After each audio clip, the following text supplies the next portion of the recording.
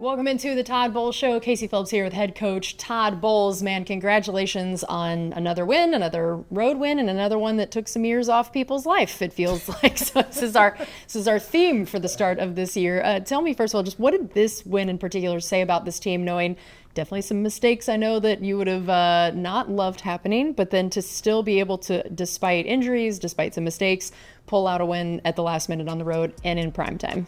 Well, our number one job going down there was whatever it takes to win the ball game. We knew it wasn't going to be clean, and football's probably not meant to be clean. We got some things to clean up, yes, but the resiliency and toughness they showed and gut-wrenching time was unbelievable. The 2 minutes by the offense, the goal line stand by the defense, that was, we practiced that, we rehearsed it all the time. To see them go out and execute on the road against a playoff team is good.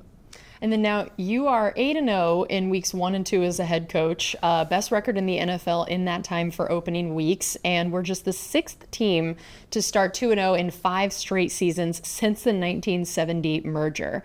Tell me what has led to you guys having this kind of success in these first couple weeks, and some of the big things you feel like you could try to do to make sure it carries over. If they started the playoffs right now, I would be very happy. But they don't, so it's only 2 weeks, and we have to understand that. And again, like you said, we've lost weeks 3. So that's going to be real big for us going into this week. But to get off to a good start while you find your footing and you can stack early wins, can't do anything but help you late in the season. And then Josh Grizzard, yet again, just finishing a game with a 2-minute drive. We're making this a pattern here of the start of his career. What did you see about this 2-minute drive, and compared to last week, and just some of the things with his game overall maybe that you saw him learn from week 1 and continue to even improve just in that 1 week span? He was good in the 2-minute drive, but he opened the game aggressively. When they scored first and he came back aggressively and started throwing the ball around and getting into the playmakers and have aggressive play calling. I thought from weeks 1 to 2, I thought that really changed, and he got rolling that way. So that was a big plus for us to start the game off, and it kept Baker, it got him involved early and kept everybody moving. So 2 minutes at the end was easy for us. Now, you guys are the first team to score a game-winning touchdown in the final minute in back-to-back games on the road since 1999. What do you feel like, if you look at these 2 games, to get those kind of clutch game-winning touchdowns, what are the elements that have helped you guys be able to do that, and what it's shown you about specifically your offense? It's good to know practice is paying off, because we practice 2-minute religiously, relentlessly. We practice red zone relentlessly. We practice third down. So we put them in every situation, good and bad, over and over and over and over, to see them execute and not sweat and just go through their progressions and going through their routes and blocking those guys and getting everything done. Obviously a big 4th down run by Baker, another big run by Bucky, getting us all the way down there. Cade made some plays, Mike made a play, Rashad ran it in, made a play. I think it just shows the concentration that they have in practice and the maturity bringing it over to the game. Baker hit a few different milestones. He hit 25,000 career passing yards. He moved into 3rd most games in franchise history with more than 2 passing touchdowns, and he ranks 5th in franchise history for passing touchdowns now. What did you notice about his game and just the things that we have now learned from him at this point, to see the way that after not being with the Bucs for that long, he's already really climbing a lot of these record books and stats, and just feels this game in particular just felt like such a great example of the way that Baker can will a team at the end to win? Well, he's not just willing the team, he's playing good football. He's not turning it over, number one, so he's being real smart with the football. He runs when he has to. He's learned how to get down a little bit, not a whole bunch, but a little bit. But he runs when he has to. He's very accurate. He has a good command of the offense going into his 2nd season here. Just understanding 2nd season in the system. I mean, it's just understanding where to go with the football. He's playing faster, he's playing smarter, and he's playing good ball. And it looked like he was a little bit gimpy on a couple plays. What do we know about just how he's feeling, and especially on a short week like this? I'm sure a lot of guys are sore right now. We'll wait and see how he's feeling right now. But Baker's a competitor, and he'll probably need a few days to get his rest up and get healed up, and he'll be ready to go on Sunday. One of my favorite Baker moments was, it looked like he was hurt but he like told the injury to wait so he could get up and trash talk somebody. Did you happen to see this play? And what were your thoughts on this? Baker's not going to let anybody see him hurt. He's going to be hurt until you say something to him. Then he's going to go right back up and he's going to run a play and he's going to trash talk. Then he's going to get up hurt again. Then he's going to go back and do the same thing. That's just part of it. I like it. So now we know Tristan, but then you think you're going to have Luke to start the game, which we weren't sure about throughout the week. Then, of course, he ends up going out at the end of the first quarter, so then Charlie Heck had to come in. How did the whole offensive line handle yet again another change here to start the season compared to, when we thought this was going to be a group that came in with so much consistency from last year, all the same guys up there? How did you see them handle that? I thought they battled. Tough against one of the better D-lines in the league. They made a few sacks here and there, but I thought we were very aggressive running the football, especially straight up the middle. Adam, I thought Charlie battled. I thought Barton battled on the outside, and those guys played hard, and they helped us get a win. And then now again, short week, going into next week, what are you guys hoping to see of who could be on that line and some of the different combinations and ways that you might try to make up for guys still being out maybe? It's going to be next man up. I mean, you don't have many guys. It's going to be next man up. It'll be our home opener, but at the same time, like you said, we've lost the third game last year and the last couple of years, so this will be very important for us coming home. And everybody's patting you on the back, and you got family coming to town, and you need more tickets, and then your concentration goes. So our focus in practice this week has got to be at a premium. So the run game, 136 yards between Rashad and Bucky, averaged 5.6 yards a carry. You guys got over 100 yards rushing for a league-best 10th straight game. We have 16 100-yard rushing games since the start of last season, which is the fourth most in the NFL during that time. Tell me specifically in this last game, especially compared to week one, how you were able to see Rashad and Bucky both get involved, get going, and have the kind of numbers they did. Two guards in the center were very tough. Between Ben, Michael, and Cody, they were very tough. And Rashad and Bucky ran hard. They ran very hard up in between the tackles. They knew it was going to be a physical game. They took what they gave them and then some. They were very good in the open field in the pass game as well. And I thought it was one of the tougher games I've seen both of them play at the same time. I thought they did an excellent job. Yeah, Rashad in particular, I mean, we know he had the game winner. He also recovered that very important fumble. And, at the end of the third quarter, a really important drive, had back-to-back runs of 12, 9, and 16 yards. What did you see specifically for him and the way that he contributed when Bucky's really kind of taken the reins as that main guy, but Rashad showed a lot in this game? Rashad played a very tough game. Obviously, he blocks most of the time, but he can run the ball. He ran very hard and tough between the tackles. He made people miss. He ran over a few people. He's good in space. He willed us in the end zone on the last touchdown drive, and I can't say enough about him. He played an excellent ball game. All right, we're going to take a quick break. We'll be back with more right here on the Todd Bowles Show.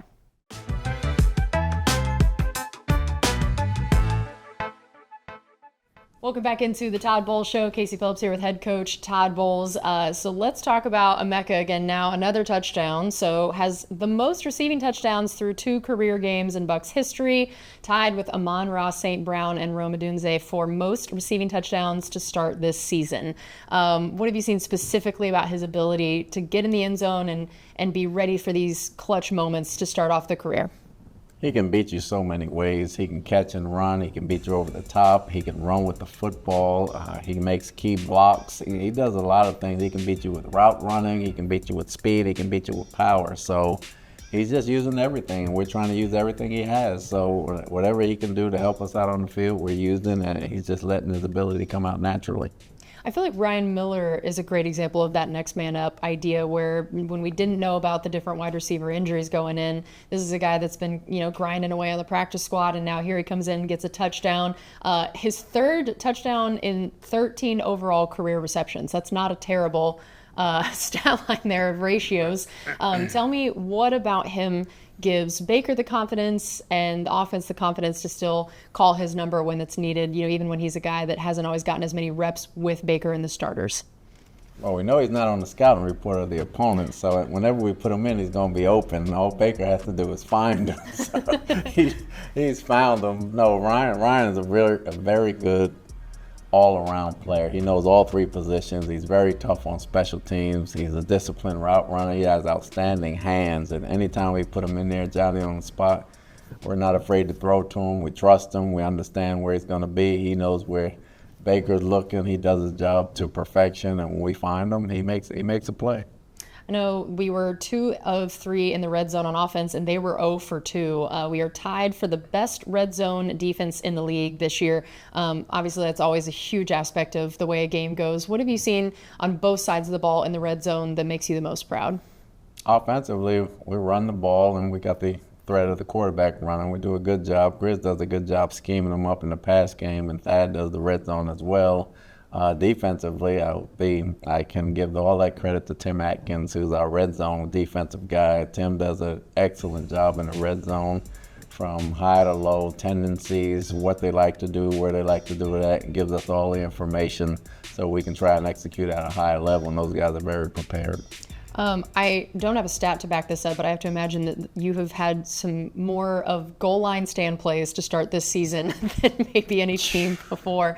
How proud were you of your defense to do another goal line stand for so many different plays, this time even just from the 1 yard line?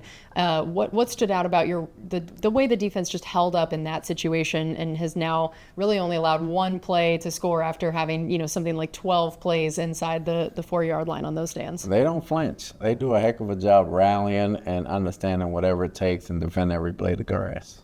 I know third down you mentioned is something that you guys drill a lot in practice. You held them to 2 of 9 on third down and 0 for 1 on fourth down. What do you think you guys did so well in that area? The pressures got to them a little bit. We tried to take away number 12. We tried to take away Collins a little bit from that standpoint, but those guys up front got some pressure. We let them out the pocket up the middle a time or two and let them run, but for the most part, those guys followed the game plan to a T. I know you guys held them to under 100 yards rushing. That's the 64th time holding an opponent to that stat since you took over the defense, which is the most during that time in the league. How did you feel overall about the run defense, especially knowing they were definitely trying to get Chubb going the whole game? Other than the last touchdown run that he got, I thought they played well up front in the run game. Again, Savassier and Tyke had a lot to do with that.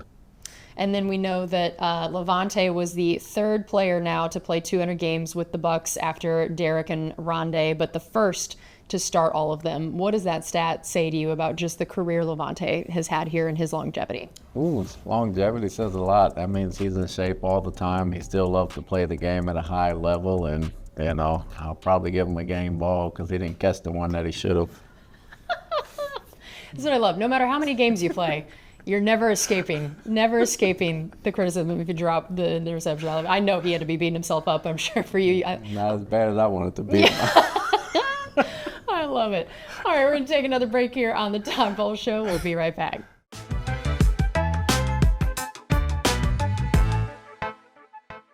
Welcome back into the Todd Bowles Show. Casey Phillips here with head coach Todd Bowles. I know we had a few different sacks we were able to get in that game. Take me through Levante and Elijah's shared sack and Greg Gaines and then Tyke's as well.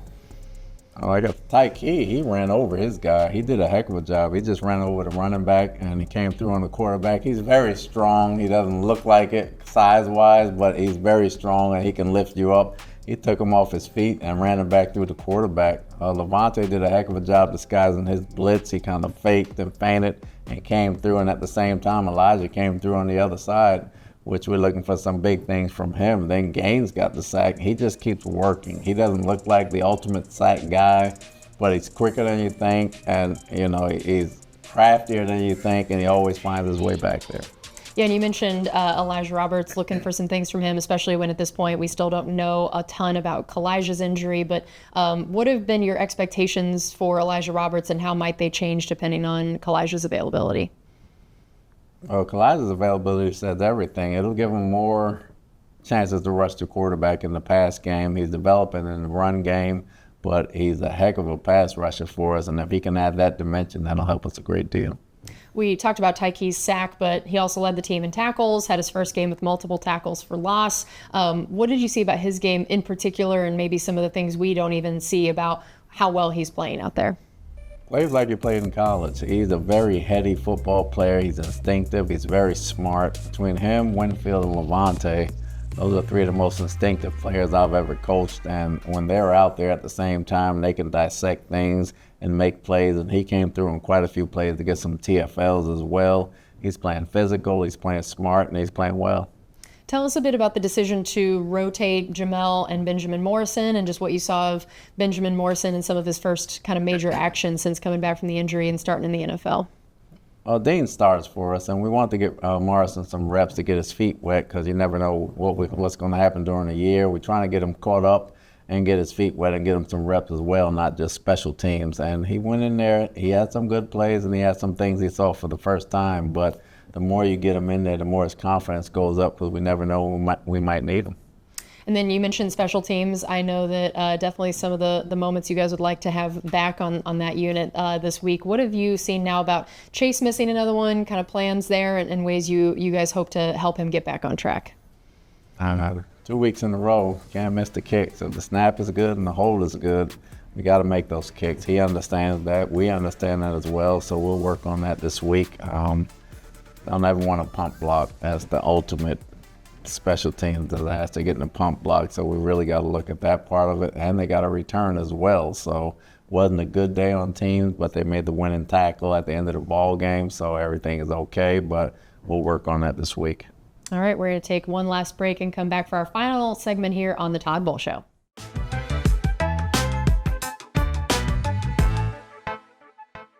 It's time for our final segment here on the Todd Bowles Show. So now finally we get a home game here, started with a couple road games, and then now you're coaching against your former team. Has that now been long enough since you've been there that it doesn't seem any different than other games, or is there any time still? I feel like we ask players that of what it's like going against a former team. Is there any extra motivation in that? No extra motivation because we played them before, I think 2 years ago up there at their place, and we beat them. So no extra motivation. Very close with Aaron Glenn, still close with some people in that building, but we're trying to get a win. And then tell me now for you guys, this home game and then also a little extra something with the new throwback jerseys. I know that's something that some of the guys get excited about. And for you, are those things when there's a little bit extra for a first home game and honoring the 50 years? What is it like for you as a head coach? Do you watch that? Do you enjoy that? Or for you, is it just kind of business as usual? It's even more business as usual because although they are great, they're distractions and making sure the players are focused when they go out there to play. That's going to be the biggest thing for us to get the third win.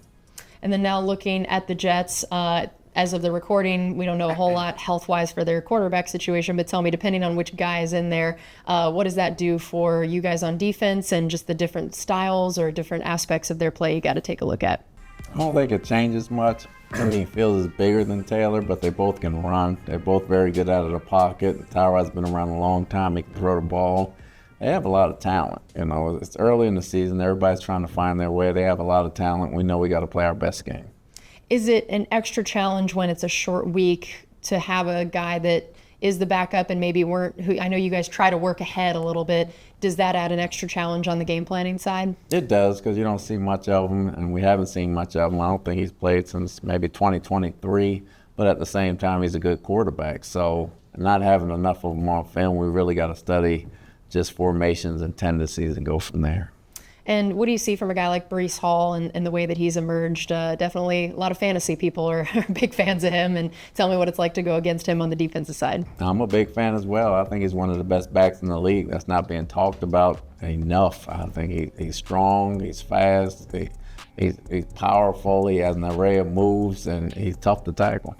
And what about Garrett Wilson? What have you seen with his progression and the way that I know he'd been playing with Justin Fields and now maybe a different quarterback out there? What does it potentially change about the way that you guys face Garrett Wilson and just the ways that you've seen him grow? Doesn't change. He's the number one receiver, very fast, runs a lot of routes, can beat you in a variety of ways, great hands, great competitor. It's going to be a load. And then looking at their defensive front, what stands out to you guys? They get off the ball. They get off the ball just like Houston did. They play in the backfield. They want to play in the backfield. They want to put a lot of pressure on you. Their front four is very talented, led by Quinnen Williams, and they do a good job. And then how about their secondary? Ooh, got some names back there. Obviously, Sauce will probably follow Mike around like Stingley did. You know, he's a very good corner, excellent, and everything stems off of him. So wherever he goes, they'll probably put the coverage away, and they trust him to play one-on-one.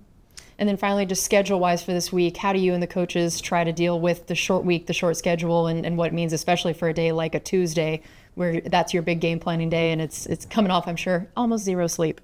Well, Tuesday is kind of normal. We got a head start last week because we had the extra day, so we tried to work ahead as best we could. And we'll get together this afternoon after we break down the tape of the game and then kind of go from there and game plan accordingly. Be here a little later than normal, but it's a short week, comes with the territory. Well, Coach, thank you for spending the time with us. And again, good luck on an amazing road win. Thank you.